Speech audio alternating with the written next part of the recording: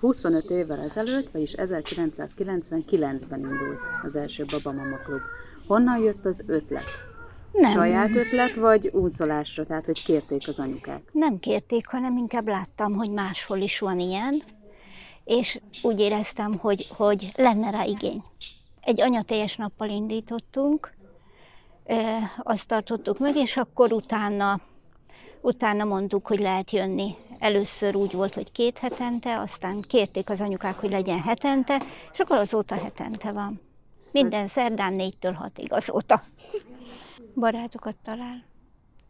Olyan anyukákat, akiknek ugyanaz a gondjuk, bajuk, mint nekik. És azért próbálom úgy hívni az anyukákat, hogy hasonló érdeklődési körűek legyenek.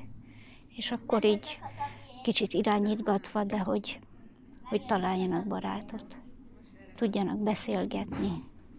A beszélgetések alatt milyen témák merülnek fel általában, mondjuk ami mindig visszatér? Szobatisztaság, beszéd.